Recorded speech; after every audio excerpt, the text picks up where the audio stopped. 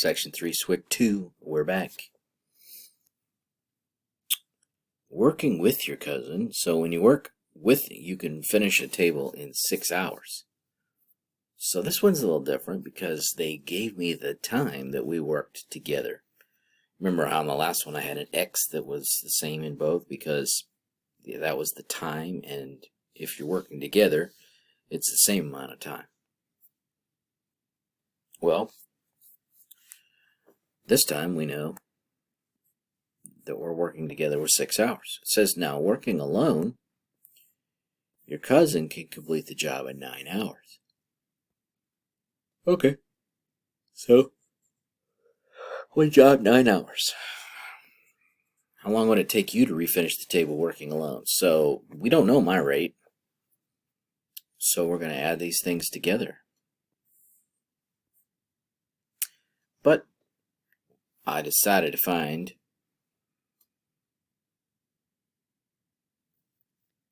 let's see here. This is 6 over 9. Whoa, 6 over 9. 6 over 9 is 2/3, and if I subtract that to the other side, I get 1/3. And then, of course, this is just 6r. So then I could divide by 6, which is the same thing as multiplying by 1/6. A lot of success I'm doing on that. I just definitely need a nap. Okay, 1/3 times 1/6 gives me 1/18. Ding, ding, ding, ding. There it is. 18 hours. That's how long it would take me to do this. Obviously, my cousin is way better at this than I am. So 18 hours. 3 postal workers can sort a stack of mail in 20 minutes, 40 minutes, and 40 minutes. In other words, they just gave me the rates of these people. 1 out of 20, 1 job in 20 minutes, 1 job in 40 minutes, 1 job in 40 minutes.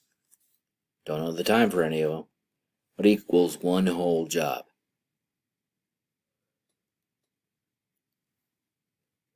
The LCD here is 40.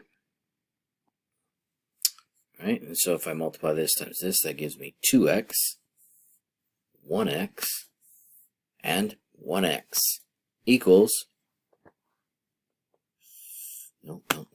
40. That's right, folks. Yeah, no, I don't know why I was dumb like that and did that. I just did it. So, you add your like terms together, divide by 4, you get 10 hours, or 10 minutes, sorry. It takes 10 minutes if all 3 people work together.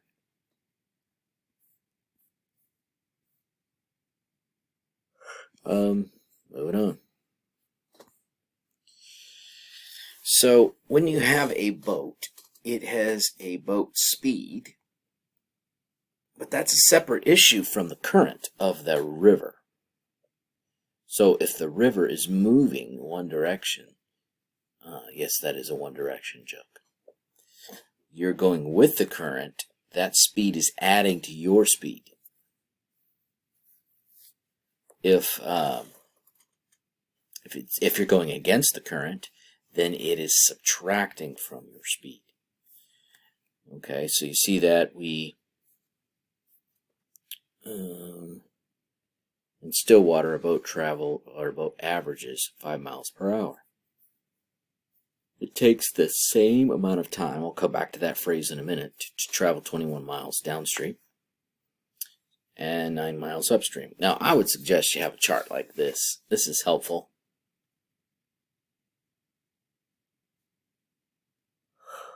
Now, you'll notice that over here, I decided to, for the time, I decided to write out my answers as expressions involving distance and rate. 21 over 5 plus x, 9 over 5 minus x. Look here, right here, in the same time. Well, wait a sec. Aren't these both times? Yep.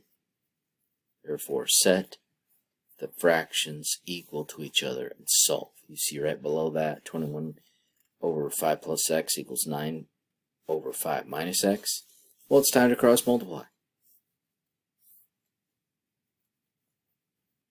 As long as you don't get 5 or negative 5, we're good. So they cross multiplied, and then I transferred my information up to the top. Sorry. And then we just moved stuff around, solved, and got 2. Nothing too terribly challenging about that.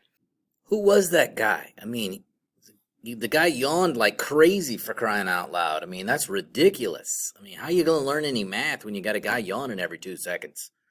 Gee whiz.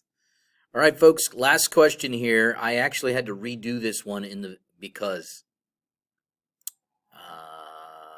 I'm not saying I didn't do it right, but it definitely had to be fixed, which is why I'm re-recording a new segment right now. Typically, a lot of these problems, I don't know. Maybe I just had a brain fart, I guess. That's the best way to say it.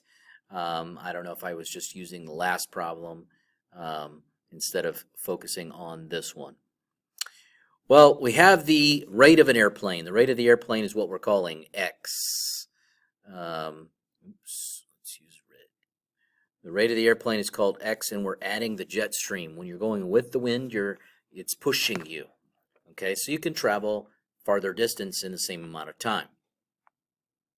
When we're coming back, we're traveling the same speed, but the wind is going against us, so it's subtracting from our airspeed.